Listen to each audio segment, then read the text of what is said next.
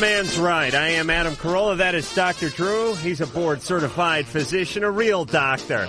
Not some love doctor. Not some BS love doctor. You know, I did see something in the newspaper, though, that called you a, love shrink or some kind of crap like that. When?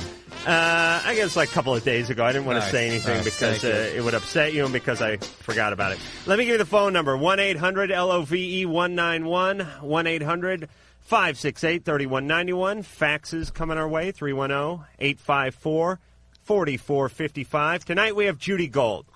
She's this huge stand-up comedian. She's like 6'3". She just did Comic Relief. She's up for Best Female Comedian at the American Comedy Awards, which really should be a funny show. Because if you can't make a show called the American Comedy Awards funny, I mean, if you can't get a few laughs in on that. Is it funny? It's coming on like NBC or ABC or CBS or something like that in the next this month, actually, I think, or next month, February. But I'm sure it won't be funny, and that's the irony of life and television.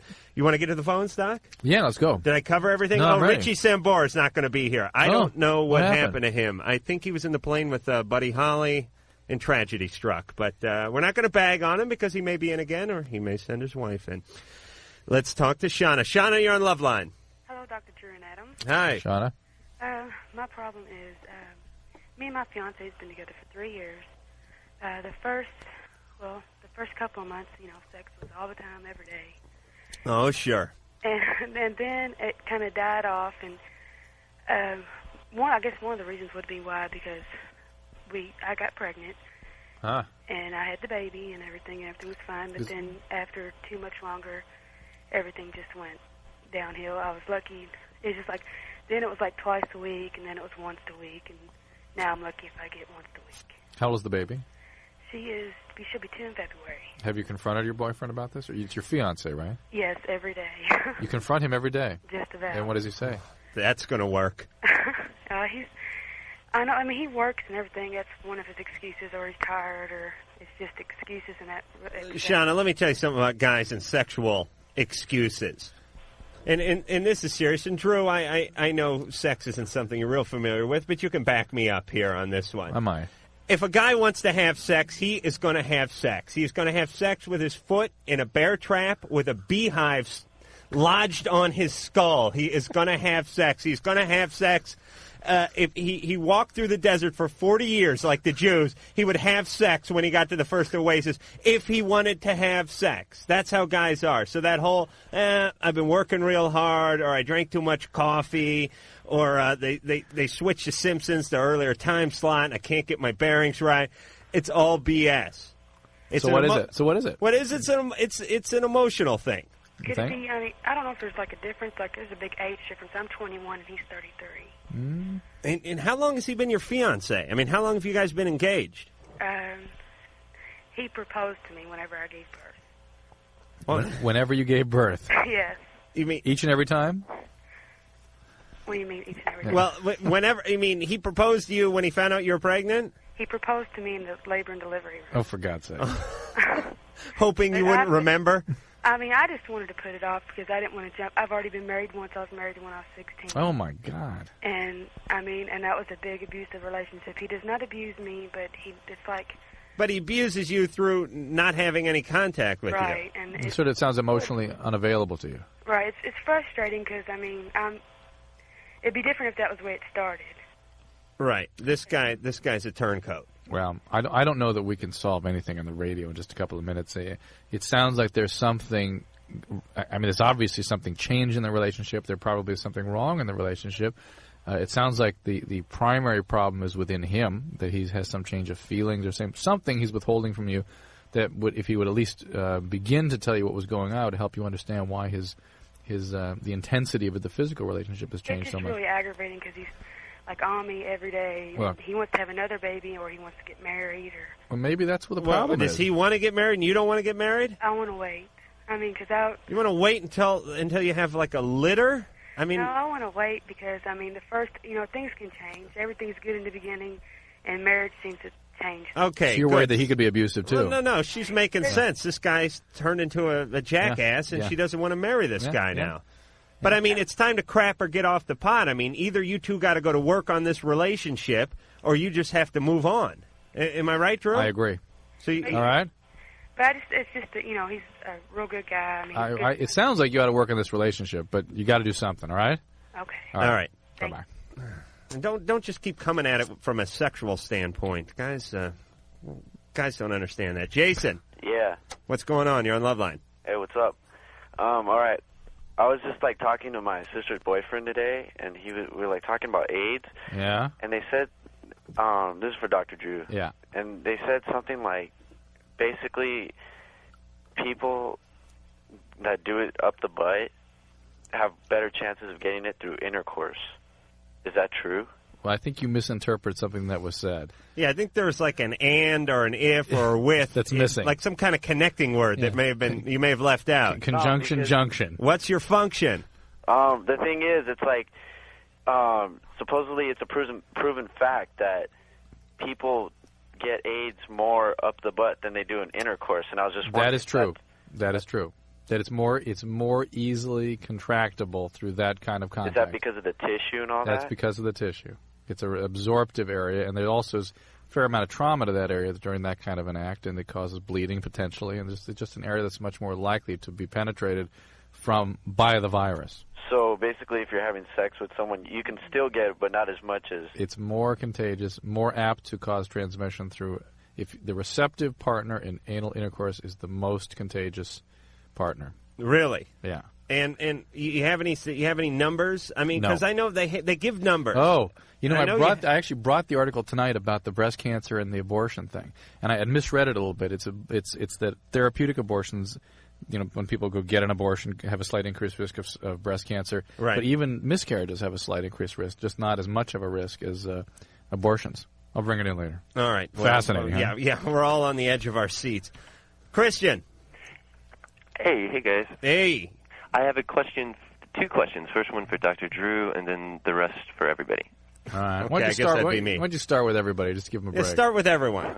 Okay, the everyone question is, I have a problem with taking too long to ejaculate. Oh, really? Yeah. Who's that a problem for? Well, I mean, the guy lives under you? They get tired. They get tired of, it's like, will you hurry up now, Yeah. See, that's not a good idea, ladies, because it's a very emotional, psychological thing, the whole orgasm for a man. As much as we'd like to turn it into just a mechanical thing, a man has to concentrate. Are there any tricks to make it happen a little more quickly? Make sure you're with somebody you care about and you're relaxed. That wasn't going to be my answer. What was your answer going to be? My answer is, do you have a technique when you masturbate? Oh, for Christ's sake. No, when please. I masturbate? Yeah. Please. No, please. That's right. I'm serious here. Do you have a certain position you like?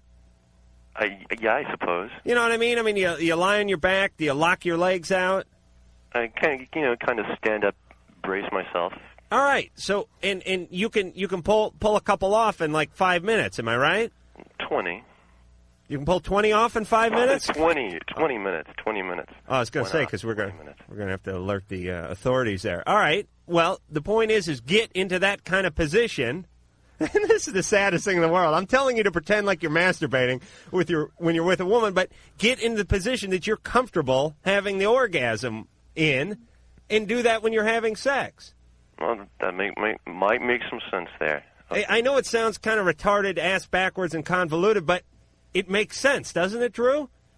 Your penis doesn't know it's having sex. Does it, Drew? Do I have to sit through this? Yes, you do. All right, give it a try. Call us back tomorrow. Tell me if it worked. Okay, the other question. Oh, yeah, that's right. Oh, yeah, thank you. The more important question. Yes, thank you. Go ahead. I was diagnosed with herpes, simplex 1 and 2, about 4 months ago. Where is it? Pardon? Where do you have it? Oh, on my penis. Mm-hmm. And among the piles of literature they gave me was something saying that they generally last for about 2 weeks, a sore each episode. The recurrences.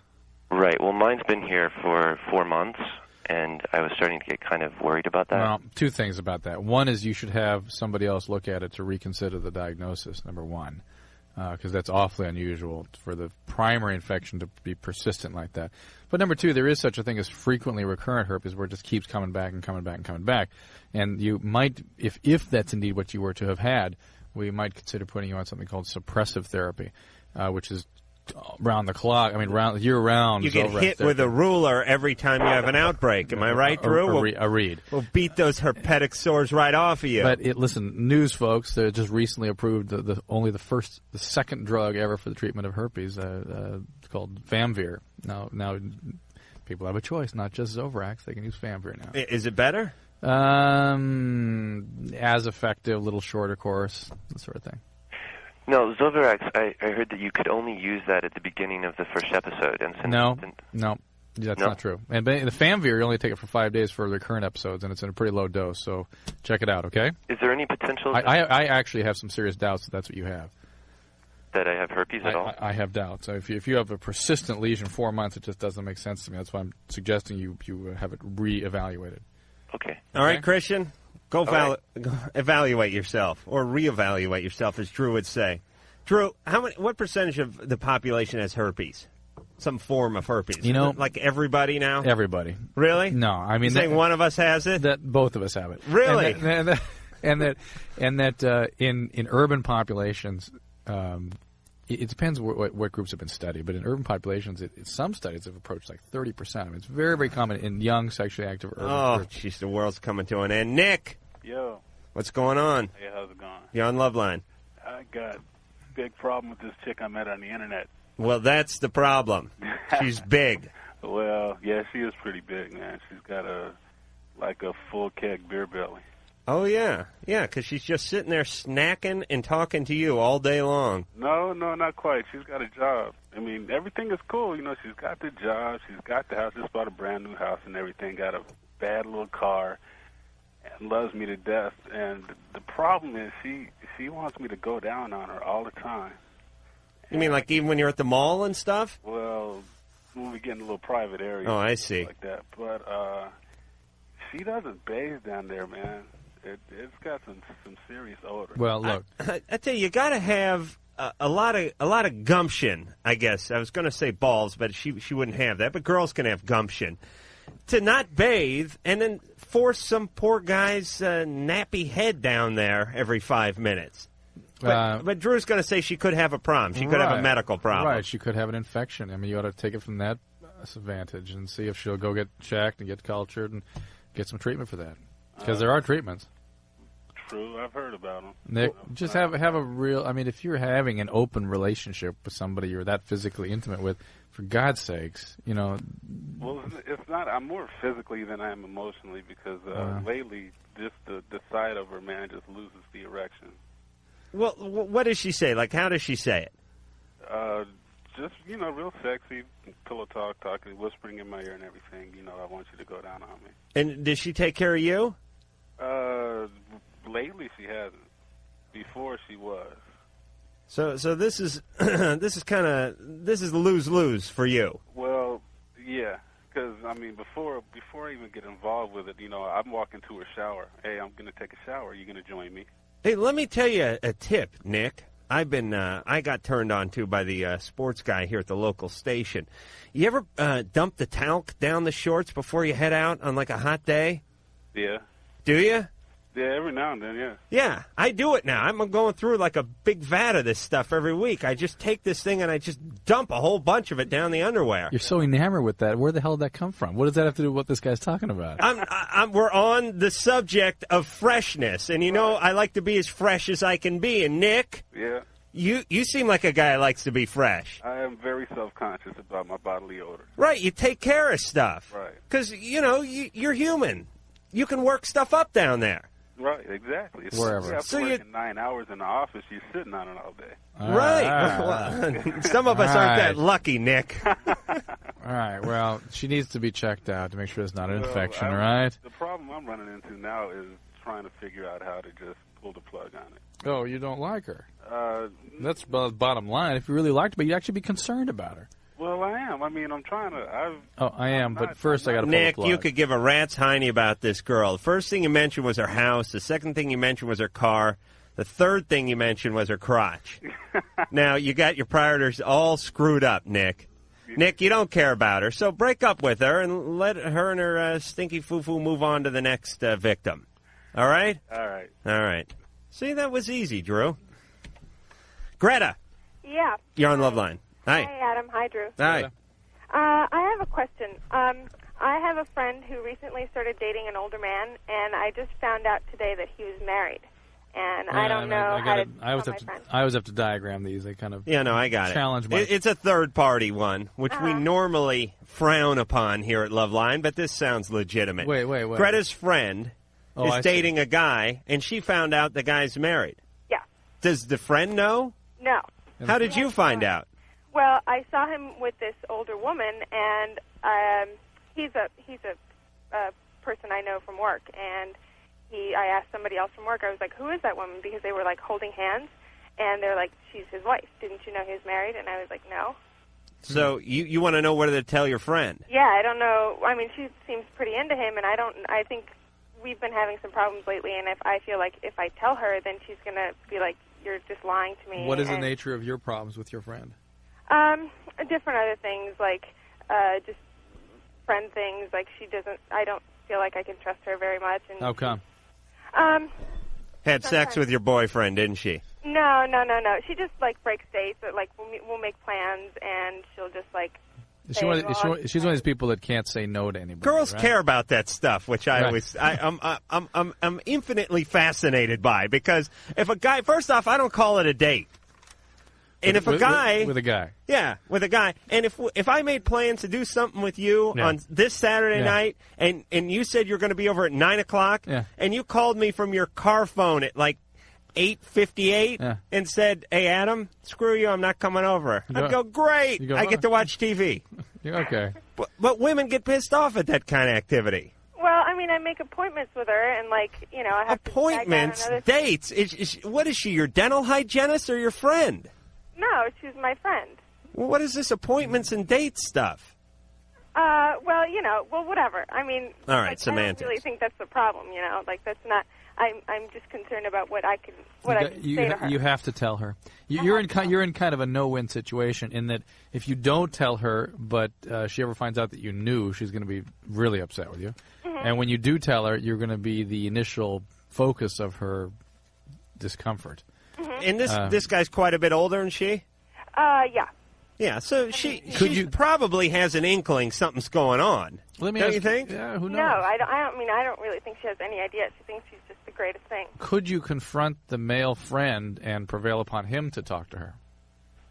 Well, that's a thought. Oh, that sounds hairy, though, Drew. I mean, that would take a lot of guts. Greta, what do you think? No, well, I mean, I think he's a jerk. So, hey, I mean, he I is. would be definitely willing. Greta, what's your friend's name? Laura. Mm-hmm. How about we call Laura? Yes. Yes, with our help, not only can we alert her to the fact that she's dating a married man, but I think we can patch up the severed relationship that you guys had. Well, I don't have her number memorized. I just don't have it with me. Well, all right. Why don't you check your little appointment book over there? I'm in my car. Everybody's got a good excuse these days. When are you getting home? Excuse me? When are you going to be home? In about a half hour. All right. Can you speed? Can you go dangerously fast and get home and get us his phone number? And we're going to call Laura, and we're gonna drop the bomb on her. Are you completely serious about this? I'm totally serious. I don't know if that's such a good idea. I think she's Of course, it's an ill-fated plan. I mean, there's no doubt about that, Greta. But the point is by the time it's done, I guarantee you'll be crying. I'll be crying, Drew will be crying, and the producer will be crying because it was a 15-minute phone call, and everything will be better. It'll just be a scene. We will make it better, and we will finish it all tonight. You know what I'm saying? It'll be done tonight, and you will sleep like a baby. I don't know. Yes, the answer is yes, Greta. We're going to put you on hold, and we're going to be back after this.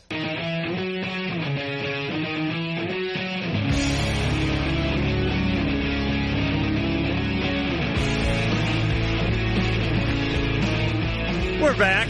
We got more Loveline. The phone number, 1-800-LOVE-191. The fax number, 310-854-4455. I'm Adam Carolla. That's Dr. Drew. We have Judy Gold coming in here. God knows when, but I hope it's soon. She's a comic. She's up for Best Female Comedian at the American Comedy Awards. She did the Comic Relief, which I'm not so sure about anymore. I don't know. You a big fan of the Comic Relief? I don't think I've ever seen it. You haven't seen Whoopi Goldberg, Robin Williams? I've never watched one. The other guy's not that fun? I've never watched All right. Justin. Hi. You're on Loveline. Cool. Hi. Cool. Hey. Hey. I have a question. Yeah. For either of you. Well, I've heard Dr. Drew say that when you're having sex, that if you, pull out, it's not good birth control or anything? That's correct.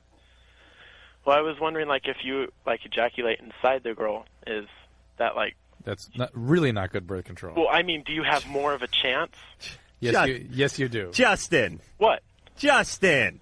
What? What happened to you? What do you mean? Did someone hit you with the snow shovel? No, what are you asking? Well, because Dr. Drew said that, and I was thinking, I said what? I said I just said that the pull out and the rhythm and all that stuff is not birth control. It's not. Right, but it's safer than if you ejaculate inside, right? It's safer than that. Yeah. I mean, if you jump off a tall bridge, it's not as bad as jumping off a short bridge. Okay? I mean, it's still a potential for pregnancy. Wait a minute. I think jumping off a tall bridge is actually worse than jumping off a short bridge. But whatever. But I know your point. I wasn't listening to what I said, but no one else was either. But good. I was, Drew. I want you to know that. I appreciate that, Adam. Thank you. So Justin, you got it down. It's also, don't forget, safe sex is a critical issue here, right? So a condom should be part of your part of your everyday wardrobe. Right. Justin, so you understand how it works now. You put your penis inside a woman, you ejaculate, and then she becomes pregnant, right? Yeah. We good with that? Uh-huh. You know what, Justin? Yeah? Your folks never signed that note that the health class sent home with you, did they? What note was that? The note that said Justin can be here when we're talking about sex. Oh, no, they didn't, want me to know anything about it. Right. Good job. Jehovah's Witnesses? No. Do you say Jehovah's Witnesses, or do you say Jehovah's Witness? I don't know. What's the plural of Jehovah's Witness? Yes. That's a pretty good question. But Justin, we interestingly had a call last night where somebody was advocating or suggesting that the probability with the pre-ejaculate causing pregnancy would be 0, and I disagree with that. I mean, at one time, I'd read some stuff that was trying to prove that it was more likely to cause a pregnancy, which I don't think is actually the case. Well, I heard it was the same as a condom. Oh, Justin, who's listening to you? You have no idea how the reproduction system. You think the stork drops kids off? I would not. No, I would consider that a non-birth control. Pulling out. Okay. All right. Hey, can I say one thing real quick here? Yeah. I just now that I'm on the air, I want to tell my girlfriend Sarah that I love her. All right. Thanks a lot. I'm sorry you love her too. Boy, was Justin thick. All right, I want to make fun of any more listeners. James. Hello, guys. Hey. I've been trying to get a hold of you guys for a couple of months. Really? Really? Wow. I hope. I've been really busy lately. What's going on? Not a lot. Just sitting here freezing my butt off in Chicago. Ooh, it's cold tonight, huh? Man, it's ice cold out here. Wow. What's going on? My question is for Dr. Drew. Yeah. Doc, hopefully I'll be going into the Navy soon. Yeah. Thing is I've just kicked a 10-year habit. What drug? Heroin. How'd you do it? I shot it. How did you kick the habit? Oh, how did I do it? Yeah. How did I kick the habit? Yeah. Methadone. Just recently, I've just did it cold turkey. I mean, I was on and off. It got to the point to where. Are you involved in NA? No, I'm not. You will go back to that drug as sure as I'm sitting here, if you don't get involved in some kind of treatment. Okay. How old are you, James? I'm 33 years old. Let me give you a piece of data, okay? And I want you to take this very seriously. Heroin addicts that are not meaningfully involved in recovery, meaning actively involved in something like Narcotics Anonymous, or if you choose Alcoholics Anonymous, some 12-step program. Heroin addicts in their 30s, if they are not actively involved in a program like that, have essentially a 0 probability of living until 50. have a 0 probability of what? Living until 50. Uh-huh. Okay. The reason being is that there's a 100% probability you'll go back to heroin, and that disease will progress, and that's a fatal disease. And you mix that in, you factor that in with shipping off to Bosnia, and you have less than a 0 probability. He'll be shipping off to Thailand or something, where this stuff will be around him. Right. Well, okay. Well, see, guys. Okay, that I'm not really too much worried about. And I can understand your concern about that. Listen, it's not my concern. It is the statistics and the facts. So just you take them as you please. All right. And I agree with you. The only thing I'm asking you is, or actually my question is how long does the substance stay in your stream? In the urine? Or blood? About 2 days. 2 days? That's it? How long ago were you on methadone?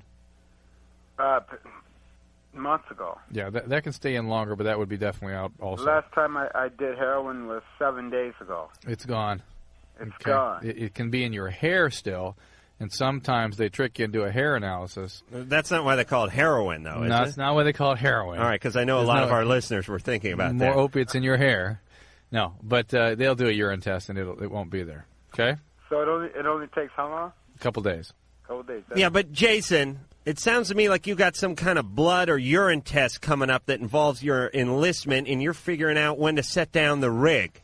Well, is that right? You know what? Am I onto your scheme? You know what? Here's the deal. My birthday was in January. I said, well, I'm going to cut it out in January. Well, what happened was I didn't do it. Okay? Now, this is February. I've been clean for 7 days. All I need is a structured environment. I need James. No. Let me tell you something. You'll be kicking my ass every day. You'll be in the military. Yeah, are you kidding? You'll be smoking hash out of a human skull 2 days into boot camp. Are you nuts? Well, that's one thing I don't do. I'm not into the kind of. But James, I agree with you. You need the structure, and that kind of instinct is a good one. But to do just the structure is not going to be adequate for you. I'm sorry. But you gotta, talk to. If you get in the military, maybe you got to talk to some of the psychiatric staff, and they can get you hooked into a. Drew. Yeah. When I was in methadone. Yeah. Occasionally you have to, pee in the cup. Yeah. And it seems to me that, all those days when I was dirty. Yeah. That they were longer than 2 days, and they still showed up. Well, you were high as a kite. You probably weren't. I can imagine 4 days, even 5 days, but that's it. That's it. So, but James. Yes, sir. James, we cannot chronicle your entire addiction here on Loveline. Sure. We care about you. Get some help. Go to NA. Don't look to Uncle Sam as the answer. Get an HIV, too. All right? I already got it. Good. All right. Take care, James. Guys. All right. Take care. Oh, man. James had this strategy all worked out, which is I'm obsessing on my girlfriend too much, so I'm going to ram a number 2 pencil into my Achilles heel, and that way all my focus will go onto my left foot. Right. And heroin addicts are just so typical for that kind of rigid denial, where they're going to figure it out, and they got under control, and they're going to do it their way, and it's a disaster whenever they're in that kind of mode. It's going to be kind of cool being the oldest guy in the barracks. I'm telling you, there's a series here. Private Junkie. All right, we're going to get letters, but it could be a series. Like a nice guy. What's too. Bob Denver doing? We got to dust him off. Amy. Hello. Hey, you're on Loveline. Great. Great. I have 2 questions. The first one has to do with multiple orgasms. Oh, I'm your man. Oh, yeah? Oh, yeah. We'll see. I'll be getting some coffee. Okay. Usually when I have an orgasm, I get muscle contractions in my vagina after I come. Mm-hmm. And I'm wondering if each one of those contractions is its own orgasm. If I was with you, I would count them. Each is 2, actually.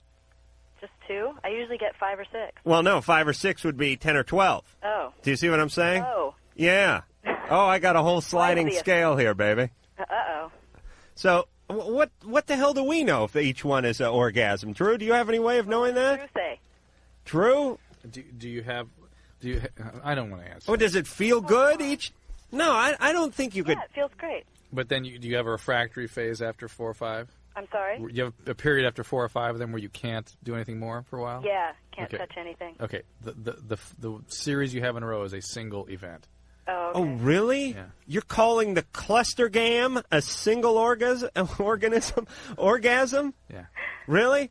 Ann, can you hear me? Yeah. And what do you think? Do you think she's having 5 or 6, or are you just going to count as she's one? talking about it. What it is just a spasm afterwards. Right. That your body's reacting what it just went through. But it's not an orgasm. Right. The spasm that causes the muscles in there to contract and the right arm to come up and smack the guy and push him away. Is that what we're talking about? Very good. What? Get off me, you stinking hairy beast. I'm done. I'm done with you. You're going out with the bathwater. Amy. Yes? You have another question I can help you with? Yeah. Yes. I'm wondering, what is the name for vaginal fluid? Is it just vaginal fluid, or is there a clinical name for it, like semen? Vag-Aid? I don't think so. What is it? Drew has such a puss on at this point. What's wrong Come on, prissy boy. I'm not aware of any. I'm sure there is something, but I'm not aware of a special name. I mean, there's different glands that emit different secretions, and it's just called secretion. Clam Vago? Why do you guys get a name for yours? We don't get a name for ours. Well, Ann, you can name it tonight. Ann, what is it? I don't know. What do you want to call it? I want a really cool hey, name. How about we call it Holy Water? Yeah. Yes. That sounds good. All right, we'll be back with more names for vaginal fluid after this.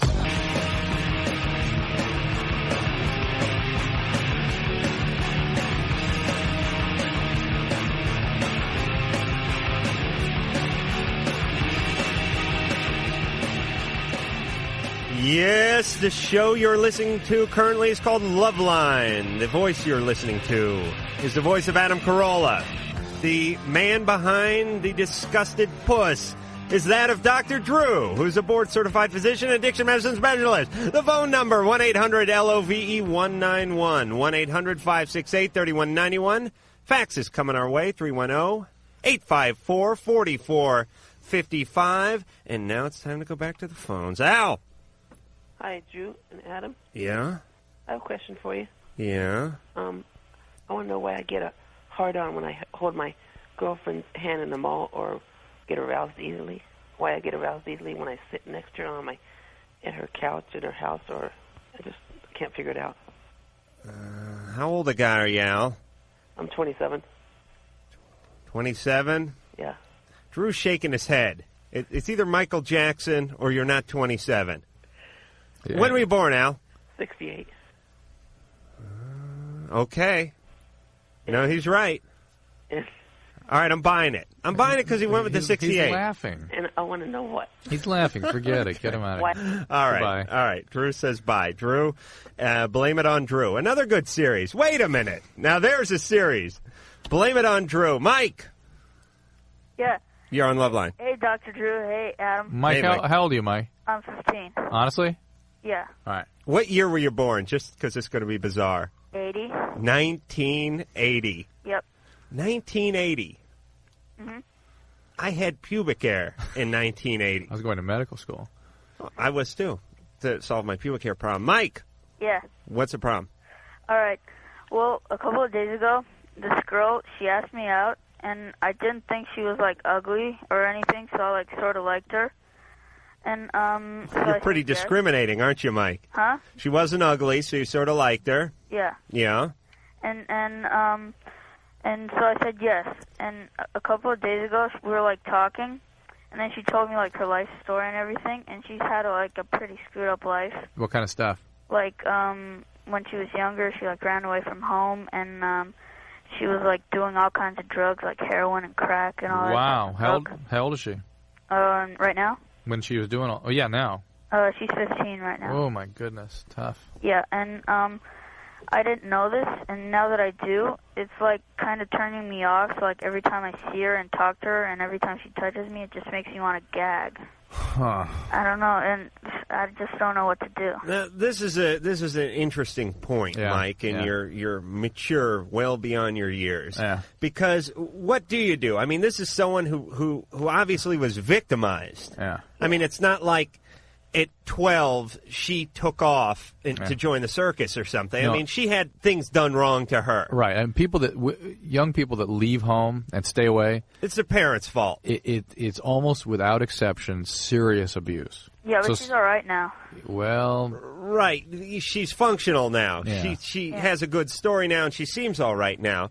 But so what do? Mike's a compassionate guy. Do you take this person and you go, Jesus, you've had a tough life. Let me come in and let me help you now. Let me rescue you. Let me rescue. Well, not rescue, but I'm saying Mike's too young to be too screwed up. Right. You're not that screwed up, are you, Mike? No, I'm not. He wouldn't want to rescue someone, what you're saying. The sad thing is you have to be kind of screwed up to want to help these days. But what I'm saying is he's a compassionate guy. Right, he's sensitive. But he also knows she's coming with a duffel bag full of neuroses. Right. So what does he do? Does he just say, nip it in the bud, I'm not going to do it, or does he reach out to her? I don't have an answer, because the instinct of wanting to get away is actually a sound one. On the other hand, as a human being, you feel really compassionate, I'm sure. At least I would feel terrible for somebody that's been through this sort of thing. It's almost as though you have to, for a 15-year-old, though. Can you imagine what he gets sucked into? I mean, if you were older, the thing to do would be able to sort of set a boundary, maintain a friendship, and be Put supportive. Like a velvet rope around your penis and say you can't don't have a physical relationship, and just try to help the person as best. Well, he could be friends with her now. Mike. Yeah. Seeing as how you want to gag when she's around you, I'm guessing that sexually she's probably not a big turn on for you. Yeah, pretty much. Okay, good. Mike sounds like kind of a healthy guy. Yeah. Well, I think we should have some sort of Mike Award or something, some plaque named after Mike. Mike. Yeah. I think you should be honest with her. Not too brutally honest. Don't make her feel like damaged goods. Yeah. But say to her, you're not ready for a relationship right now. You're young, you want to check out life a little more before you get involved, but you'd love to be your friend. There you go. You'd love to help out. Yeah. If she needs a shoulder to cry on or a sympathetic ear to talk into, it'll be yours. All right. All right, Mike? All right, thanks a lot, guys. All right. And then what's gonna later happen, he can get her drunk and have sex with her. That's what's going to happen. Is that what you're going to say? 15. What's going to happen is she's going to start focusing on him when she realizes she can't have him. She's going to feel rejected, and she's going to start reeling him in. That's why I never got an ounce in high school.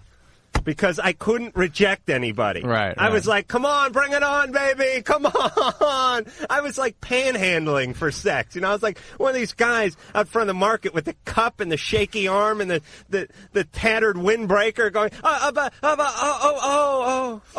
I have some? And sometimes they'd be nice and say, I'll get you on the way out or something like that.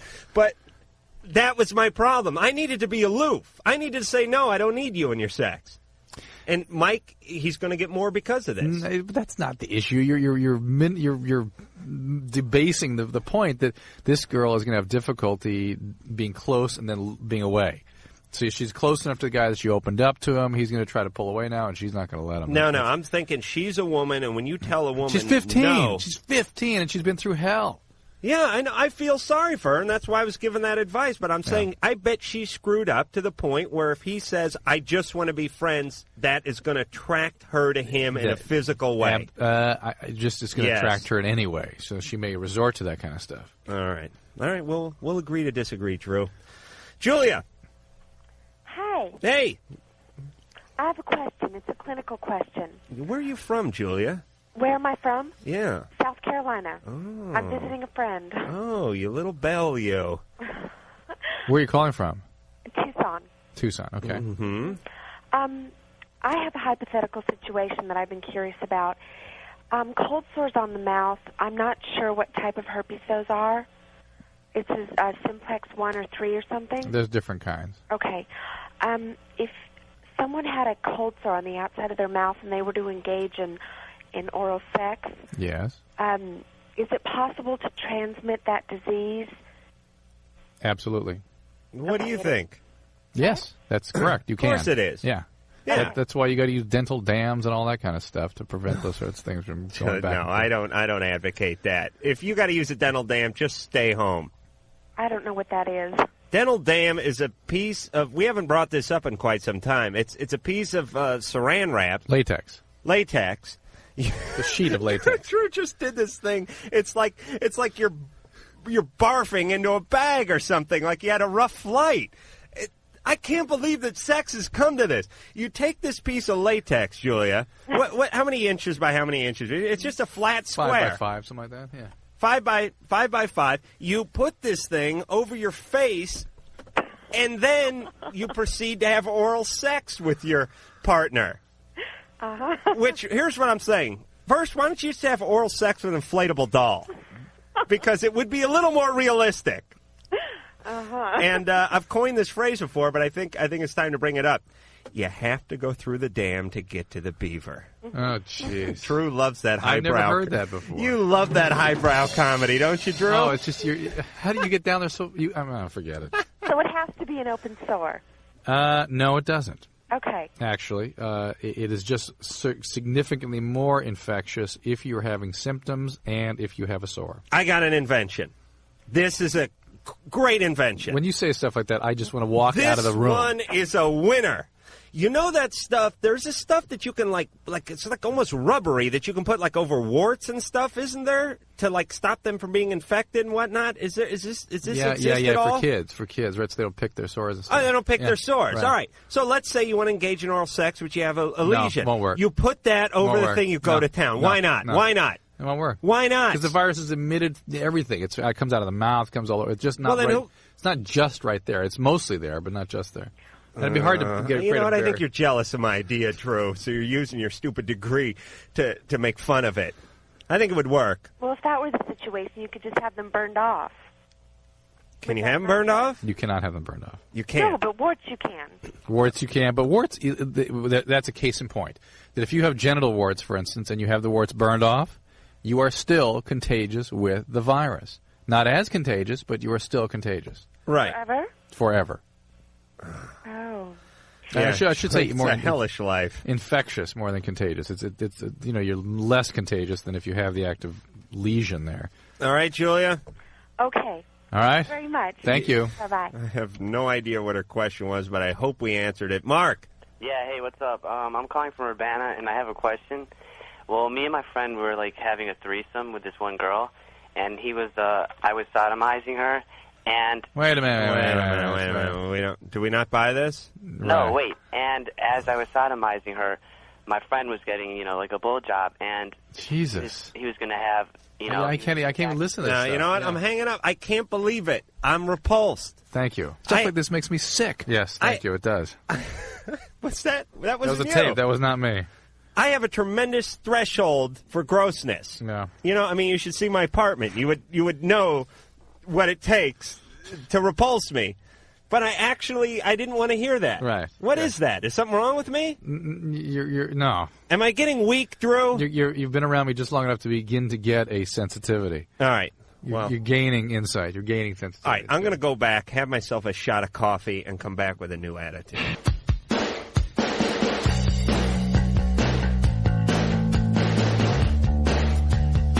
Name of the show's Loveline. Phone number 1-800-LOVE-191, 1-800-568-3191. I am Adam Carolla, here tonight, here every night. Dr. Drew, hopefully coming in tonight. Comedian Judy Gold, and faxes coming to us, 310-854-4455. Faxes like this one. A couple of faxes. Here's Spin Bar Kite. We had the question about what do you call vaginal fluids. They go on stringy vaginal fluids, at least here in Chicago. And they kind of have it wrong a little bit. Spin bar kite, at least in my training, was the changes that vaginal fluid goes through when a woman is pregnant. It's one of the ways of predicting pregnancy if you see spin bar kite. What's it do? Is it thicken up or something? It's real stringy. It has certain changes on the glass slide. It's like the movie Aliens or something when they go into the pod? No. Never saw it. Oh, okay. And here's another fact. When I was 19, I ate about 4 boiled peyote buttons and stayed up all night but felt no effect. Great.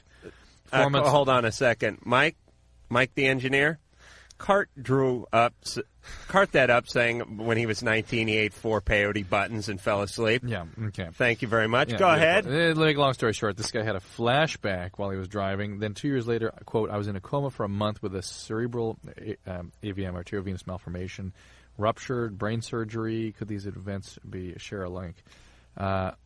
I don't think so. I suspect that kind of weird trip you had is probably the early manifestations of the AVM. So you're saying if he didn't have a trip the first time, he can't really have a flashback? You could, because hallucinogens tend to get stored in the fat tissue, and maybe, God knows, maybe it was... But you didn't get off on it the first time. Yeah, but you could get a little something when it gets re-released, I suppose, without really having anything significant the first it'd time. be like... And we don't know what he was doing. Was he doing other drugs that night? We need a lot more information. But the fact is he had a serious central nervous system problem, and that's more likely to give him the kinds of symptoms he was having. All righty. Oh, Craig, you're on Loveline. Hey, Dr. Drew. Hey, Adam. Craig. Hey. So, anyway, like yesterday you had a call. It was from some girl, and she found a bump on her neck. Right. And she found out it was cancer, and kind of scared me because I found a bump, like, right in front of my ear. It's around a third of an inch across. It was cancer, by the way. She had in her thyroid, the doctor found a bump. Okay, yeah, but I found a bump. And There are bumps all over the place, Craig. I mean, if you have a concern about it, have a doctor look at it. I mean, that's an area that people get zits. That's an area that people get lymph nodes that can get enlarged right there in the preauricular area. You can get tumors of the parotid gland. You can, all kinds of things you can get there, most of which are nothing. But have somebody look at it if you're concerned. Oh, okay, but because it seems like it might have gotten a little bigger, but I've had it for around 4 months. Have somebody take a look at it. Okay, but could be is just it a plain old. should be worried about? You have to feel, have to see it. You know, you got to get somebody to look at it. It could be just a simple cyst. I mean, there's lots of things it could be, but just over the phone, I can't tell you. Well, there goes Craig. Yeah. Well, I got rid of him. I was going to tell him just to cut it off, send it in, and we'll work up some kind of culture or something. Path report. Can we do that? No. You need a lab here. All right. Could we work something out like that? Could we get the people at Westwood One to, like, what's the bill for some kind of lab? People could, like, scrape off pieces and parts and send them in, and you could just whip them up. We need some kind of video screen so I can see all the skin stuff that people are always describing. You could be sitting back there with, like, a graduated cylinder and a couple of beakers like some crazed scientist, and I could be explaining what's going on. Oh, yeah, that'd be great. Then explosion would kill both of us. We'll be back in 10. I love this show. And you were yelling bathroom, weren't you? That's what it is. I got that on, like, the 6th try. Judy Gold is here. Apparently she's freshening up. I hope she's using my talc suggestion. But she's a lady. She knows she's going to be in here for a long haul, and it's time to, kind of flush herself out before she heads into the studio. You know what I'm talking about, Mike. So Judy Gold will be in here momentarily. I'm guessing it's number 1. I don't... Drew, you want to make a guess? No. I want to go to the calls. Come All on, right, I think the time will tell us on this. Chris, you're on Loveline. Yeah, I have a question for Dr. Drew. Yeah, Chris. Everyone's got a question for Drew. Maybe you can answer this too, Adam. All right. All right. Yeah, I read somewhere that clam smacking can actually eat the enamel off of one's teeth. And where did you read this? I think it was a Penthouse. A great source of scientific information. Oh, yeah. Right up there with the New England Journal of Medicine. Yeah. Am I right? Oh, yeah. Oh, sure. Yeah, I'm not aware of anything like that, but... Well, wait a minute. Let's examine this, because Drew likes to brush these questions aside as so much fluff, but I have the guts to roll up my sleeve and actually get in the clam, as it were. That's guts. Yeah, no, here's what I'm saying. There's acids produced down there, isn't there? Mm-hmm. Right? Yeah. Right, okay, so there's acids. Now, you'll notice that Hawaiian guys, Samoan guys, and I don't want to make fun of the Samoans because they're the biggest freaking race in the world. God said, let's make these tan folks with no hair and huge calves, and they were Samoans. Mahalo, bro. But all I'm saying is this, is Samoans, they eat a ton of pineapples, and their teeth turn brown. Oh, really? Right? Have you seen, you picture what I'm saying? Like No, these but go ahead. Keep going. island cultures, they eat tons of pineapple, and the pineapple's got a lot of acid in it, right? Mm-hmm. And it strips the enamel off their teeth. Is that so? So I'm saying if a woman is producing a decent amount of acid, I mean, I don't know if she's like up to the, Dole standards, but if she's producing half of what a pineapple is producing, and a guy is going down there like a Samoan on a pineapple, well, then over the course of time, couldn't it strip the enamel off his teeth, Drew? I don't know that. But I feel like I'm in some kind of it's a pretty good hypothesis, here. isn't it? No, I don't know that. What do you think of my whole pineapple idea? Well, I haven't heard a word of it, but it you sounds haven't? really delicious. Judy thinks this is a food show. Oh, Judy, I have no idea. That's Judy Gold. That is the voice of Judy Gold. That's me. Judy, you want to spit that lozenge out now? You're driving everyone nuts. Actually, you're kind of doing something for me, to tell you the truth. Now, right. You just got off the plane? Yeah, and you don't want to smell my breath. I was doing it actually for you. It's an Altoid. Oh, aren't they the best? Yeah, they're refreshingly Curiously strong. They're curiously expensive too. Yes. I found out. Yes. Like $3 for a thing of these Altoids. I'm popping them like candy. Judy, let's talk to you for a second before we get going because we've been waiting this entire evening. Did we hang up on this guy yet? He's gone. What's that? You have? Yeah, we really have. I just got off my plane. Well, that's fine. We've been doing okay without you, but we're going to do better now. Thank you. You just did comic relief. That's right. That was great. I heard you were the belle of the ball. I always am. I'm 6'3", and you can't miss me, and I make an appearance. Did you ever play any sports? No. You know what? You get that question every day, single time. You know what? Now I play, but when I was in 7th grade, the coach of the basketball team told me that I was too tall for the basketball team, and it wouldn't be fair to the other players. I hate him. Huh. Do you know how rich I could be right now? Wait a minute. Can you believe that? You're kidding. Wayne Carrick. Wayne Carrick said you're too tall? Yep. Really? Mm-hmm. That's like saying you're Is that the stupidest thing you ever heard? You're too big a nerd to be in the Right. speech and debate club. Right. You're too fat for the pie eating club. Right. What the hell is that? What are we I was coming 6 to? feet. I was about 6 feet when Discrimination. I was in 7th grade. And you're jamming on all the little girls. Okay, let me talk comedy because I used to do a little stand up. Huh. I know people listening to the show think I was driving a truck before I came in here, but I used to do a little stand up, and I want to know how long a set. See, that's what we call it. That's what it's called, a set. A set. Don't you hate when they go, when are you doing your act again? Yeah. When are you doing your sketches? No, we call it a set. I don't It's know a why set. we call it a set because it's just one thing. But how long a Right. set did you do at the comedy relief? 10. 10 minutes. Mhm. So that's pretty good. Yeah. And See it how must- I don't say minutes? I just say 10. And it must You have know been how- see what I'm saying? a thrill playing in front of It was amazing. Because it's so exciting. Everyone's there. There's all this press there. It's just the greatest, and you're doing something good for people. Whoopi Goldberg. Nicest. She kind of a bitch. No. Come on. I'm Come on, telling spill you. the dirt. No. Well, right. No. You want to be on next year. I understand. No, I know I'm the telling you. politics. You know, all right, let me tell you a little Whoopi story. We had to go to Planet Hollywood, right, to do a big promotional thing with the big check and everything. And I felt like, oh, I'm the dork here because, it was like Bob Saget and Kathy Najimy.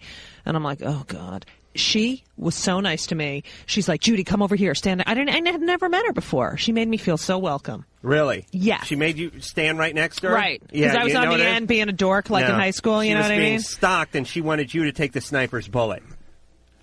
Oh, that's a nice idea. That is a nice Now, why idea. did you stop doing stand-up again? Because of reactions like that. Elizabeth. Hi there. How you guys doing? Good. You're on Loveline. We have Judy Gold here. We have Dr. Drew. We have Adam Carolla. And we have you. Dr. Drew, I have. Yeah. What's your question? Okay, it's kind of like a two-part sort of question. And the first part is basic. I'm really bored with men in general. It's like I'll date someone for about 2 or 3 weeks and everything's fine. We're happy and we have a lot in common and we get along together. Then all of a sudden it's just like, I don't want to call them. I don't want to see them. I just want to hide from them. And I'm wondering if this is like a permanent situation. Is it, you mean like a curse or something? Yeah, am I doomed for life? Are you having sex with these guys? Unfortunately, yes. The majority of them. You poor thing. So is it, do you think the sex triggers it? To be really, really honest, I think the reason I date them is so, like I don't really like sex, but I do it just because, it's human contact and that kind of deal. I don't know. It makes me feel like someone gives someone cares. So it's a way you gain some kind of validation. Yeah. And it's also a way of mastering something, isn't it? Yeah. What are you trying to master? I don't know. I mean, what is it that you gain out of that? It's like you obviously getting don't. attention. But it's more than that because you're obviously not able to achieve real intimacy, right? Hell no. No.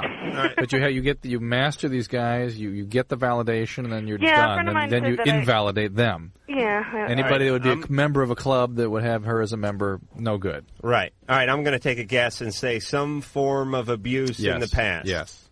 Some. Yes. Some? Are we right? Understatement. Yeah. Yeah. And that's what is typical of this kind of behavior. What kind of abuse? Sexual abuse. Sexual, physical, mental. I was waiting for her to say that. Yeah. All of it. Yeah. Right. So okay. So the only way this behavior is going to change is sorry, Adam. I get to play the doctor on this show. Yeah. All right. Go ahead. So, not that you don't have something good to say, but No. I'll just sit over here in the corner. You run the whole show. He turned away. It's good. But the fact is that you're not going to change these behaviors unless you get some professional help. Having been through that kind of trauma, it is just not going to change unless you really do work on this and get some serious help. Yeah, but how long is that going to take? A long time. But you know what? The fact is you're never going to achieve intimacy unless you get some help with it. Because I just went last week to like my first time with this lady. Yep. At some counseling center. Mhm. Because I just feel like if I don't do this soon, I'm just going to explode or like die or something. And it's really frustrating that it's going to take a really long time. It's going to take 3 to 5 years, I bet.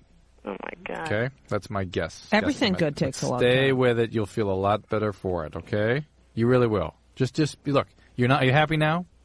Actually, no. Okay. No. There's Okay, happiness. thank you. There's happiness ahead for you. Work at it. It'll be there, okay? Right, and But what? forget about guys right now. Yeah, the moratorium Absolutely. on guys. I agree with that. Adam would have said the same thing. I know you would have said the same thing, but I want to feel like I did something worthwhile tonight. True. All of a sudden, caring about his job. What do you know? He came in here all full of complaints. His back hurt. He was retaining water. He was bloated. He didn't want to be here. But now he's back in full force and cutting me off. Okay, I have one more question though. Quick. Okay, real quick. So I go to this lady once a week. What do I do in the in-between times when I feel like crazy? Call her. I can't. Why not? Because for one thing, she's not like an actual psychologist. She's a counselor that works out of a like a social services group, Mm-hmm. and there's no way to contact her. How about going twice a week? I can't afford that. Sorry. Yeah, you may have to just find a way to do it. Yeah. Stretch. 'Cause I mean, if there's anything you need to afford, this is it, Right. Elizabeth. Right. And this has to be number one priority. Okay? All right? All right. Good luck. Good luck. Thanks. Well, you walked in the middle of a heavy call. That was Judy. nice, yeah. That was tough, That wasn't was. it? I feel bad for her. Oh, what's going on with you? We don't have to get into abuse or anything, but you married? You No. got a boyfriend? No. Why not? What's the deal? Travel Travel? Yeah. a lot. Yeah. So Concentrate on your career? a lot. I'm completely obsessed. And you know, do you think female comedians are like a little stigmatized in the sense that I don't know, that guys feel like you're gonna tear them to shreds verbally or something on the first it's date? a power. You're in a powerful position, and I don't think men are used to seeing women in that powerful position. Like the pilot tonight was a woman, and she was young. She was like in her 30s, and there was the second pilot guy, co-captain. Well, wait a minute. You let a broad fly the plane? Shut up, God. Oh, I was going to say DAMN. All right. Anyway, so you could tell the older guy was really uncomfortable with this younger woman being the co-pilot. Yeah, he was kind of. So she was the captain. She was the captain. Wow.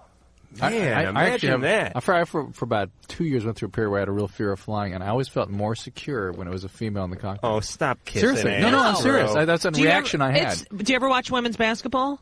Women's basketball, Of course the teamwork. I do. I masturbate. Of course I'm watching women's basketball. You're masturbating to women's basketball? Oh, yeah. You've got a lot of problems. Anyway, Yeah. but there's more teamwork involved than guys basketball. Yeah, they're not a bunch of Michael Right. Jordans Right. or Show off. or hot doggers, right? Right. Yeah, no, I think women do a better job. But if you saw any of the airplane or airport, I should say, series where you got guys like George Kennedy up there. Who else? Who else was in the cockpit there? Which, by the way, I'm sorry, I never saw any of those. Peter Graves. Peter Graves. Right. These were men flying this plane. Right, and look what happened. Oh, that's true. You may have a point there. And I want to say this. They don't call it the cockpit anymore. They call it the flight deck. They do? Yes. You notice that? Well, we're calling up here on the flight deck. They don't call it the cockpit? The flight deck. Can you believe what's They going could call on? it the vagina pit. Now, wait a minute. You don't think you can say damn it on the air? And I but could- you feel What? totally comfortable saying vagina Well, pit? vagina is a, part of the body. Which part? Point. You are really desperate. I'm just trying to learn Women's something. basketball, I'm pointing to the vagina. I just want to learn something. Drew, you picked the call. The flight deck. What a bunch of wussies. Tony. Hey, what's up? Hey, you're on Loveline with Judy Gold. How you guys doing? Good. All right, I got a question here. Yesterday you had a caller talking about the abortion and the whole breast cancer thingamajig. Mm-hmm. Right. And I was wondering, it's kind of hard to talk to my girlfriend about it because, it's a touchy subject. And she had this done when she was probably about 18, 19 years old. How old is she now? She's 26. Uh-huh. And it's basically a touchy subject, so I really can't talk to her about it that much because we usually get into an argument, or she starts crying or something like that. But I would like to know details about the abortion and what the statistics are and stuff. Oh, like that. you're worried about your girlfriend getting breast cancer. Yeah, basically. Look, Tony, don't. It's marginal. Yeah, it is just a slight increased risk. Okay, I brought it up just to highlight how silly people's thinking are when it comes to issues of pregnancy and birth control. Women can get terribly obsessed about the potential of causing breast cancer from the oral contraceptive pill, for which there's limited to any evidence that happens. And lo and behold, it turns out that there is an association between abortion and breast cancer. It's very slight, and it's even there for spontaneous abortions. Miscarriages, just not as strongly as with therapeutic abortions. But the fact is, use contraception was the case I was trying to make, that just wait until you get pregnant, which itself is terribly risky medically, doesn't make sense if you're worried, if the reason you did is because you're worried the pill is going to harm you in some way. It's not going to.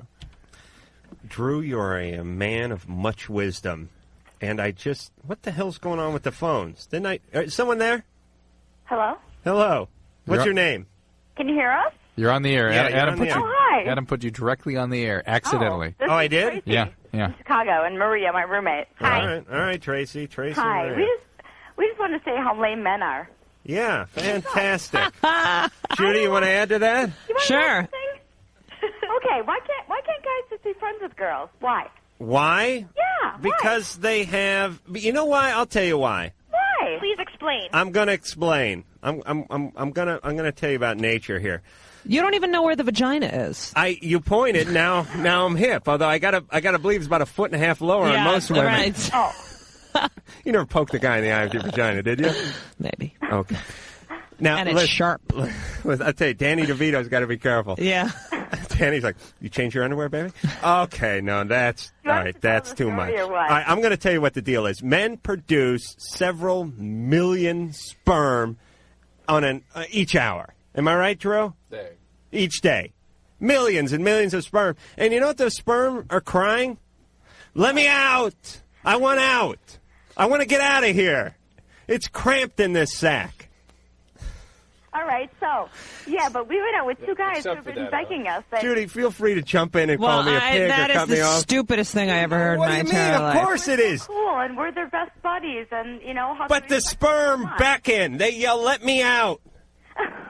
No, it's not about sperm. It's about friendship and love. I know, but the sperm affects No, you are man. obsessed with sperm. Then the sperm says, one of the sperm, like the lead sperm, he says, I got a buddy in the brain. Oh, you have a lead sperm now? Yes, there's like the drum major? Yes, he has the tall hat on. And he's conducting all the other sperm. Right, he doesn't play an instrument, but he carries that big scepter. Right. And he says... Sperm has no respect for women. No. Here's what I'm saying. No, this is biology. He radios up to the brain. He says, I got a buddy in the reptilian part of the brain. I'm going to talk to him. Reptilian? Reptilian. Oh, reptilian. I thought you said rectilian. No, that's the lower part of the brain. That's right down the hall from the sperm headquarters. Right. But we're going up now. Okay. He says, we have to get out. He owes me a favor. Right.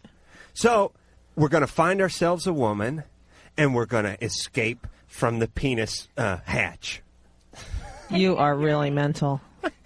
Can you guys hear me? Yeah. Oh, okay. Do you understand now?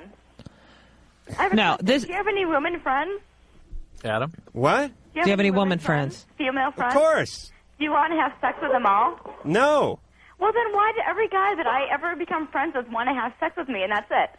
Because we're hot? No, me and my roommate went out with two guys, our best friends, okay, tonight. Right. We took them out. They paid for our drinks. We paid for their drinks, a mutual thing. Of course. And all of a sudden, we're like, hey, we're going to go home. And all of a sudden, they're like, what?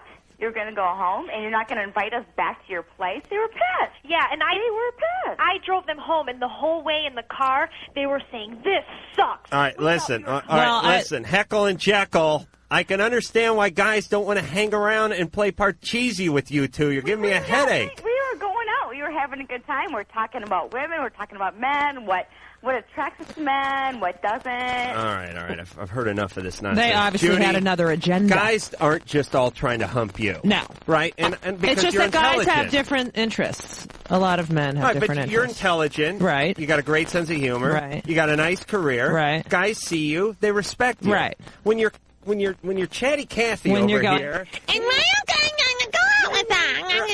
right, and you're just going out and getting loaded with Right. guys, then they don't have any other use for you than to attempt to have sex with Right. you. Am I right? Right, but they are losers themselves for doing that. No doubt the guys are Okay. loose. Now, see, I'm in a kind of a kiss-up phase. I don't know if you've noticed Really? that transition. Yeah. I went from You talking went from to that stupid sperm thing. I thought the sperm analogy was Dr. Drew?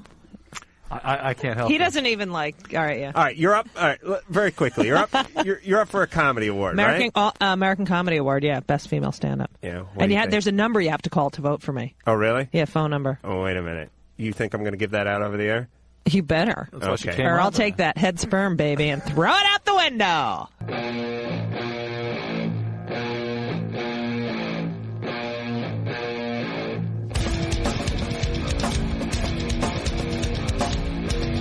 We're back. Show's still called Loveline. We have Judy Gold here. Hello. Tremendous stand-up comedian. Tremendous in more ways than one. Well, it's big in stature. Yes.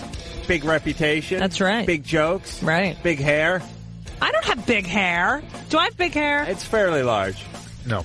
Thank you. I am in love with Dr. Drew right now. All right. Hey, isn't he a handsome guy? He's handsome and intelligent and nice. Smart. And why do you give me that smug I didn't look say, when you say that? See how insecure he is?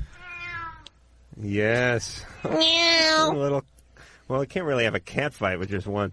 Let me give the phone number out. 1-800-LOV-191. What about my phone number for voting for me? Oh, yeah, that's right. All right, wait. But first we want to make sure. Is this how they do it? The people have to call in. He's going to do what he can to avoid giving that number out. No, I'm not. If someone comes on our show, we lick butt.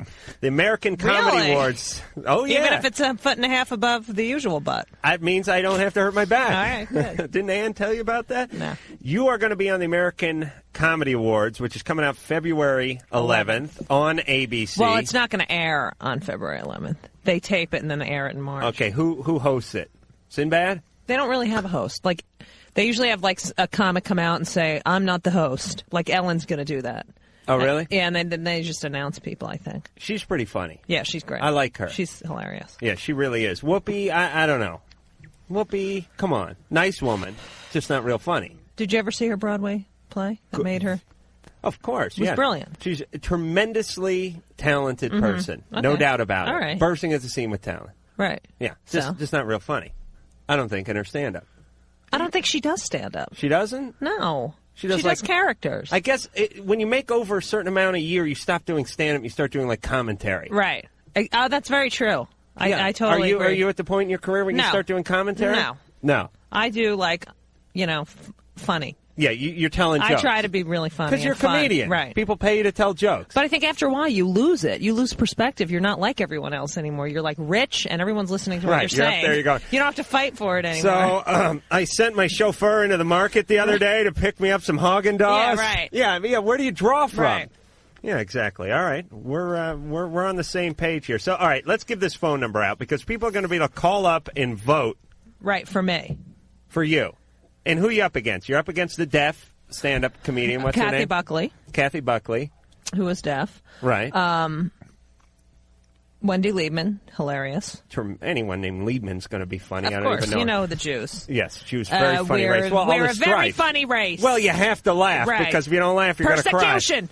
God bless them. Kathleen Madigan, very funny. Diane Ford. Doesn't very sound funny. Jewish, though. No, Diane Ford and Kathleen Madigan and Kathy Buckley are not Jewish. Okay. Wendy now, they and all I- have their own numbers? Everyone has their own phone number, and that's how you...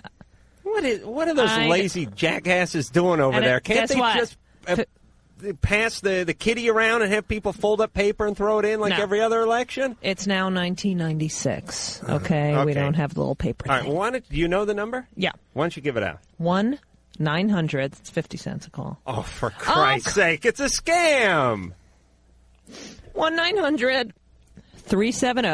1-900-370-0100. Okay. That's 1-900-370-0100. That's 1-900-370-0100. All right, you're out of control now. Now you Thank think you. they'll get like a little quick... But I love doing that little you think radio you get like thing. a quick little bit of phone sex if you call that number? Yes. Okay, very good. Ed. Yeah. Ed, you're on Loveline with Judy Gold. What's that? You're on Loveline. All right. Yes. How you guys doing? Hi, Judy. Hi, Ed. How you doing? Good. How are you? I was listening to the earlier calls, and this lady called up, and she was asking for a medical term for, like, the equivalent to, like, sperm. I don't have a medical term, but I have a slang term.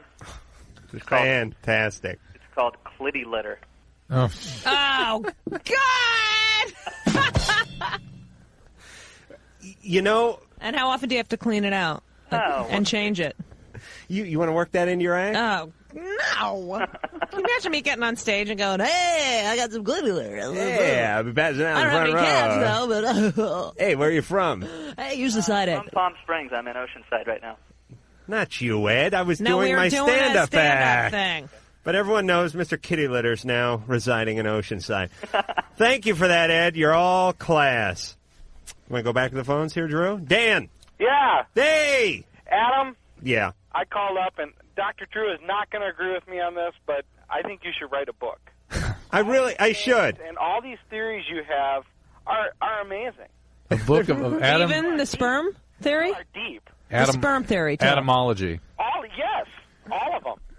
Each and every night, the guy amazes me. God bless you, Dan. Dan, if only I could spell. If only I had an attention span longer than my penis, I could actually sit down at the word processor and do it, but I can't. It's a curse. And how long is that attention span? It's about average attention span. They say the man's average attention span is? 5? Dan, did you just call to kiss my ass? I just called to commend you on that. Sorry, I work overnight, so I got another phone call going. It's nice talking to you. Oh, my God, he blew us off. Well, he said his piece. God bless him. You like him, huh? No matter what he did, it would have been okay. Exactly. Dan could have been getting off the phone with us to go kill again, and I would have been totally fine with that. Oh, what'd you do with Jennifer? What'd I do? What'd you do? Punch someone up? You still there, Jennifer? Jennifer. Oh. Okay. Drew, you got to pay attention for me. Jane. Jane. Jane. I'm listening. First of all, I want to say that, Adam, you cracked me up. Oh, it's a little happy Adam hour here. God bless you. Wow. And I think Drew is a total sweetheart. Hi, Judy. Hi, how are you? Fine. This is kind of a normal question, no sex involved. Thank you. Don't want to disappoint you. No, go ahead. That's all right. Let's get to it before Adam should somehow hang up on you or something. Right. No. Go ahead. I have a 4-year-old. Right. And I'm thinking of sending him to live with my sister. I'm a single mom, and she's married, and she's getting ready to have a baby, and she's always said that she would take him. And, well, I was listening a couple shows ago when Adam was talking about his mother and someone his mother was dating. Oh, yes. What was that guy's name? Zorback? Zorback. Oh. Yeah, The 9-foot hippie.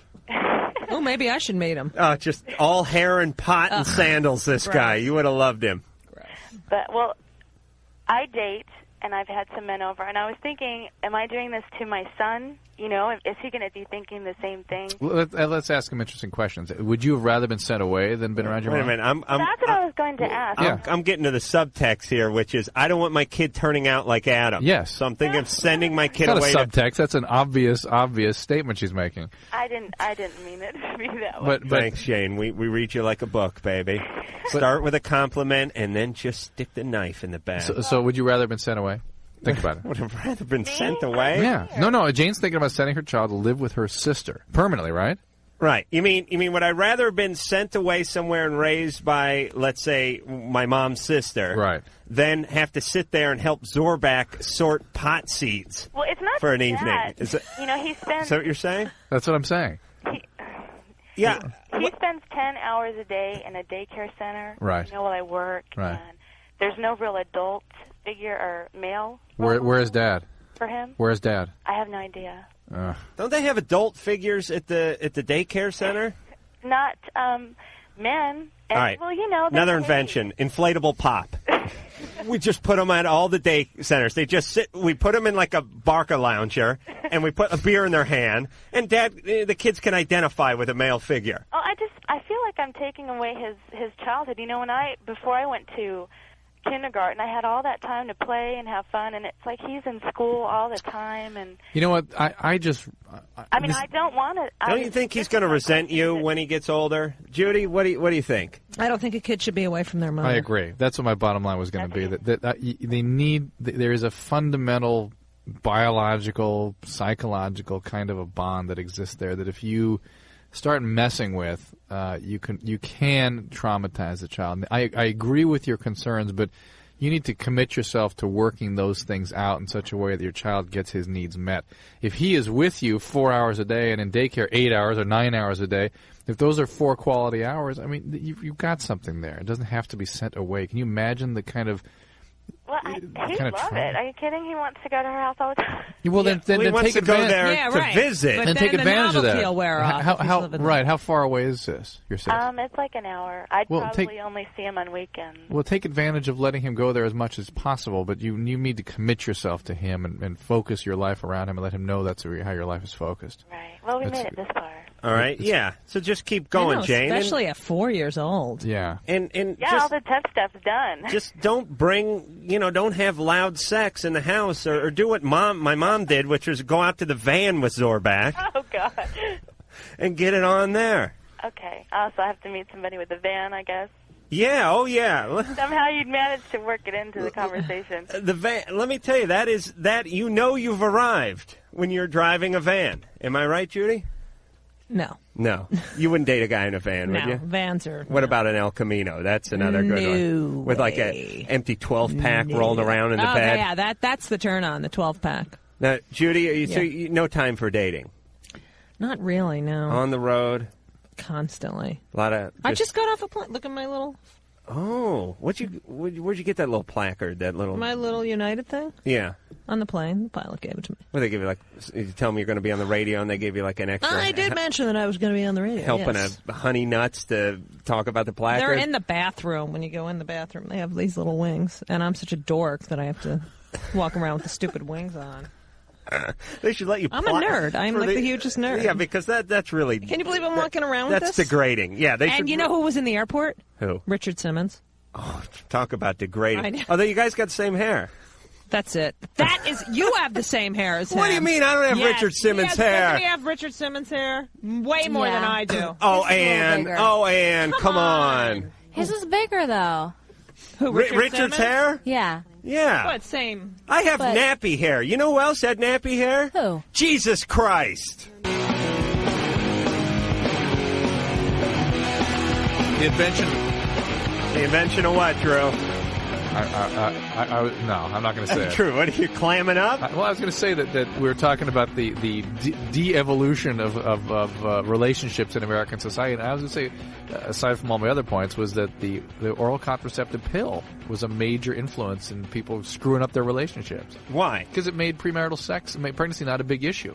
And all the sexually transmitted diseases were handled, so people forgot there was a biological imperative to not having sex. And so people started having these physical relationships before they should have, before they're ready. And now they call Loveline because of it. Well, we were just talking in the commercial. That was the voice of Dr. Drew, obviously. Judy Gold is here. And the three of us were talking during the break about how everyone we know is currently in a bad relationship or, like Judy, planning their next bad relationship. Right, exactly. And I was saying 100 years ago in 1896, was it this way? Were the pioneers all miserable? Or were they so concerned with just living and not getting typhoid? What? I heard this Hasidic Jew the other day. They're interviewing him, like this big rabbi. Right. His daughter's marrying some other big rabbi's kid, and it's a big, huge thing that happened in Brooklyn. But this Hasidic Jew gets on the TV and says, our marriages last longer than and we do. Then when the bride and groom meet on their own, no, they do not last. They last when we arrange them for them. Oh, gee. Oh, prearranged marriages. Yes, prearranged marriages. These people won't even see each other until they... fiddler playing on the roof I know. behind? If I was a rich... Well... But wait a minute. Now, wait a minute. There may be something here. I wouldn't want someone to go Can you imagine, meeting your husband or wife the night? But wait a minute. Yeah. Let me say this. Wouldn't you want the wisest man on earth to pick the person for you? Is that what you're getting to, Adam? Well, but the wisest man on earth is about to tell you why this could be a good idea. How's that ego coming along? It's actually very small, so I overcompensate right. with statements like that. You know enough about psychology. Here's what I'm saying. You go out, you have a whole ball of neuroses, right? You're wearing it like a frickin' satchel. Right. You go to the Red Onion or whatever bar you go to, and you immediately lock on to the worst possible person in the place because your neuroses goes right for their neuroses like a frickin' magnet on their big refrigerator. Right. That's Except right. for when you open it, mayonnaise doesn't come out, neuroses does. Right. And like a little Thousand Island. But here's what I'm saying. Maybe if you get a prearranged marriage, they cannot foresee your neuroses and their neuroses, so you get set up and it's a better deal. Yeah, but what if you're not attracted to the person? You get hookers. I don't want a hooker. Let's go to the phone. I haven't worked out the whole thing. I'm not a rabbi. Shalom. Peter? Yes, this is I. This is me is too. Oh, nice. Dr. Drew and Judy and Adam West. Is that it? Can you guys hear me? Yes, Yeah. and Judy Tenuta, Hello. yes. Oh, sweet. I have like a problem that I need to have some kind of an answer because I hate doctors. Hey, go ahead. Not you, Dr. Drew. I understand. No, he doesn't, but go ahead. Okay, my girlfriend and I about less than a week ago were in this bar and we had sex in the bathroom. And I'm like 24 and she's like 26. Right. Boys' room or girls' room, by the way? It was in the boys' room, actually. Because I can't stand it when girls walk in on us and stuff. It's not like a common thing. Oh, but it's okay if guys do. It's like a truck And then driver pee comes while in you're- there and urinates on Yeah, your leg. right. Okay. Well, here's the problem. Like, she uses a diaphragm, Yeah. and the thing literally got lodged up inside her somehow, and we can't get the thing out. I'm thinking Heimlich. Well, I'm thinking like salad tongs or something. No. my God. I'm no gynecologist. Is she Salad tongs? Is she comfortable reaching in herself and trying to get it? Well, there's also like a second part to it. Like, I'm not sure because we haven't had sex since that happened. Yeah. She also. And I'm not sure if she just doesn't want to have sex because, like, All literally, right. we've like our sex lives have been totally sweet, but at the same time, like we have sex so many times a day. It seems like that she's been like walking around with kind of a limp, and like I kind of hurt in my own little private area, and so we kind of like lay off for like a couple hours here and there. But it's not like we're having sex all day long, but at the same time, it like hurts us a little bit after a while. So you're So I suggesting can't tell if she's like trying to like rebuild her strength or her power or what. Is she hooked up to an IV at this point? Peter, is she there? No, she's not here. That's why I'm calling you. She isn't there? No, that's the best part about it. What is her name? Her name, well, I don't want to say her name over the air because we have friends who like listen to your show, but I like to call her like Francesca. Like they haven't figured out who you are by your dorky and distinctive voice? And having sex in the bathroom, which you've been bragging that can't get about? past the bathroom thing. Oh, I'm not bragging. Did a lot of people walk in the bathroom when you were doing it? No, we usually lock the door. If it doesn't have a lock, then we don't even try. Peter, the thing needs to be taken out tomorrow. I know. But right? the thing is, if it's like it, I don't. Cause, like literally, I thought if after like a couple days she would have gone to the doctor herself. Yep. But at the same time, like I'm afraid, like she's just trying to, like I said, just like stay away from me. It's for sort a of little while. irrelevant. If she's lying to you, she'll tell you soon enough. But if it's in there, it needs to come out. Really? And you know, Because it's I been mean, like 5 days. I'm needs like to come horny out. as hell right now. What? Forget about. How selfish can you be? Yeah, forget I'm about horny you. as hell. Yeah, forget about your stuff right now, Peter. Just get, she should be able to reach it on her own. These things, this kind of thing happens a lot. People are always surprised that tampons get stuck. These things happen. They can get does wedged up happen. in the above the cervix, sort of. And Yeah, I know. It could still be up there, right? it could definitely still be up there, and it needs to come out. Okay. And all right, thanks for your call, Peter. The thing about getting stuff stuck in a space like that is the risk of toxic shock. I don't know that particularly with diaphragm that's a big issue, but certainly with tampons and whatnot it is. Speaking of bizarre and weird, I was listening to another radio show on the way home the other night, and the good doctor on the show, who Drew resents horribly because of my love affair with him, quoted a story about a woman who was in a coma for 10 years and recently became pregnant. Meaning some sick, twisted... Yeah, I read about that. Like janitor. How mental is that? Went in there.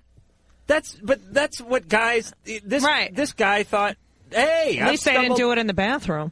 This guy thought this is the greatest thing ever. Look, I don't have to take her out. There she is. She'll always be there. So he got her pregnant. The family wants the child. Yeah. It's going to bring the baby to term. Sure. What do you mean, sure? That's Well, weird. Not really. I mean, if you follow the logic against abortion, it's that the fact that a child is conceived in a weird situation is not the fault of the child. Right. And if you want to protect life, you protect it wherever it occurs. How? I mean, as a parent, your kid's already in a coma for 10 years. Well, they which probably, can't be... this is like a way of retaining some of the residual, life of the kid, right, probably. That's right. Psychologically, Right. I know you relate to all that stuff. All right, but isn't there some kind of coma moratorium? I mean, when do you expire? I mean, When you're coma-wise. I know, but isn't 10 years long enough? Shouldn't we just pull the plug? Oh, no. No? No. Well, in my opinion, yes. Oh, Drew, But- yeah. but- I'm but- going to, believe me, you flatline. How boom, long? I'm in How there, much money yanking the does that plug. cost to keep a person alive? Huge. It depends how much machinery they're dependent on and stuff. But I mean, usually you're not allowed to at this point withdraw stuff unless there's no brain activity. How are they going to have a baby? How's she going to have the baby come out and stuff? They're going to The they're gonna C-section? do a C-section, I'm sure. Oh, they will? Yeah. But no one's going to yell push. I hope it doesn't get stuck up there like the diaphragm. All right, you know what? We're doing something we rarely do, which is we're getting into the macabre. Right. Usually we just go into the bizarre. Right. And into now the occult. But now we're actually sliding into the macabre. Eric. Yeah. You're on Loveline. Hello. Hi, Adam. Hi, Drew. Hi, Jody. Hi. everybody. Judy. Eric. Judy, all right. First, I have a comment. I think that earlier call about that girlie with the how guys can't be friends with girls, I thought that was bogus. See?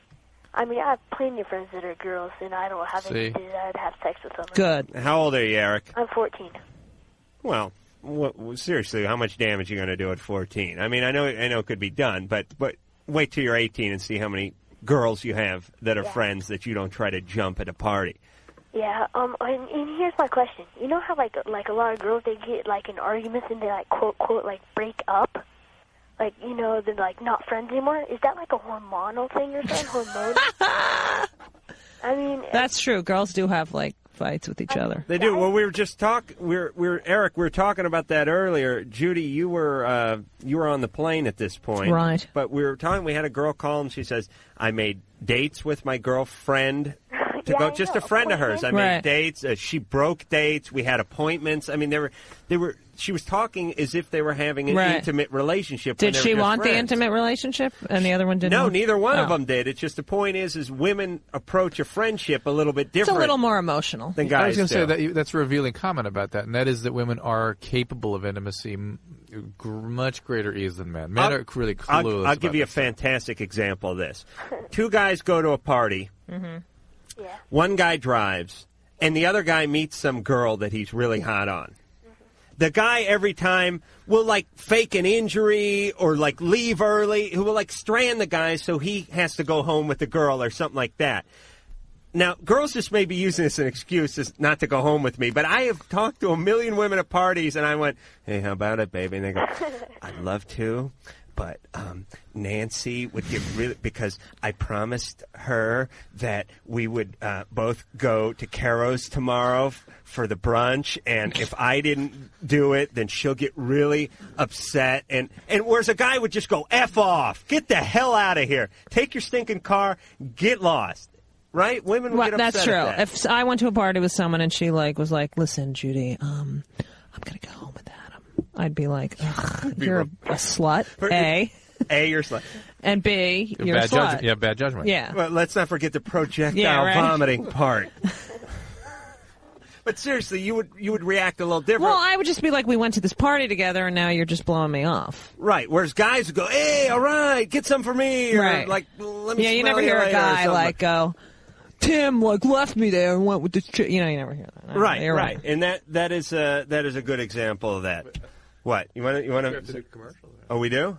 We got 2 minutes. All right, let's just do this now. We are? Oh. This one you hung up on earlier. Oh, we did. Sorry, Jennifer. Yeah. You're on Loveline. Hi. Hey. I have a question. You were talking about the genital warts earlier. Right. And you were saying that you're always infectious. Potentially.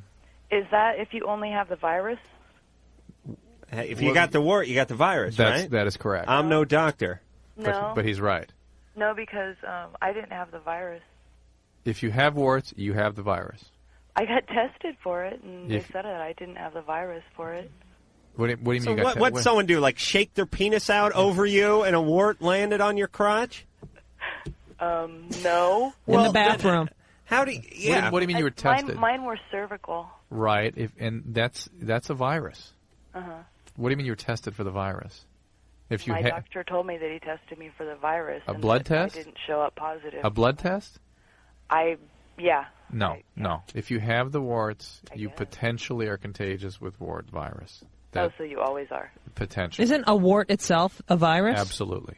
All right, so Drew, maybe it's the type of wart virus he was checking for or something. But if you have the wart there and the morphologic characteristics on the cervix and whatnot, then you can you should expect that you could be able to transmit it. So where there's warts, there's a virus. There's virus.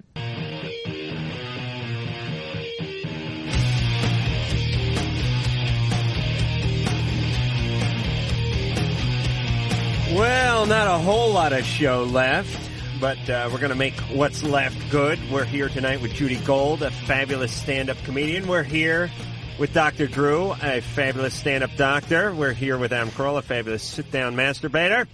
And I'm going to read, I'm going to give you some plugs here. Of course, we already talked about the American Comedy Awards. 1-900-370-0100, 1-900-370-0100, 1-900-370-0100. All right, enough with the mantra. You're also in a new HBO series called Arliss. Fantastic. Thank you. You know, I was going to bring up the fact that you were on the Here Come the Munsters. Yeah, I played... Speaking of comas, I played someone in a coma. I played Herman's sister. Fantastic. And I was in a coma. You're going to be at the Irvine Improv, which I'm guessing is in Irvine. Tomorrow, through Sunday. And, now here's what we were talking about during the break. In San Jose, Rooster T. Feathers. Right. February 14th through the 17th. I had a turning point in my life at Rooster T. Feathers when I was about 5 years ago. Maybe it was 6 or 7 years ago now. I decided I had to be a stand-up. Things weren't working out in L.A. I went for broke, and I moved to Frisco, crashed on a buddy's sofa, knew someone who worked at Rooster T. Feathers. They got me a shot. I'd been doing stand-up here in L.A., but it's just been going horribly, as you can tell by my hosting skills. Got up at Rooster T. Feathers and bombed. Drove home on the Nimitz Bridge. I almost drove off the bridge. No. I almost killed myself. I swear to God. Wow. Because of one stand-up set? Because it was the end. I went to Frisco to do stand-up, and I bombed, and now I had to come back to L.A. and work construction for the rest of my life. And now look at you. And now look at me. I'm going to get fired tomorrow. But seriously, it was really weird when I saw in this paper here, Rooster T. Feathers. Yeah. It just totally, bombing is not fun. I'll never forget driving home on that bridge. It was like raining. It was like 1 in the morning, and I thought to myself, I can't be a stand-up. My whole dream gone. Now it's gone, and I'm glad. I hate stand-up. But you love it, Judy. I love it, baby. Well, you're nominated for all kind of awards. Why shouldn't you love it? All right. 1-900-370-100. Blur's going to be on tomorrow night. 1. Yes, they'll be on. I think all of them will be on. Who is this? Blur, the fabulous rock group Blur. Yeah, Blur. Actually, we can't call them a rock group because if you call a group anything now, they get pissed off. Aren't you guys a punk group? No, we're not punk. You rock? No, we're not rock. Are you a group? Are No. they all speaking we're not in a English group. accent? Bad English No, like not me. no. I want to thank Lori. I want to thank the fabulous Sherry. I want to thank Scott Back and K-Rock.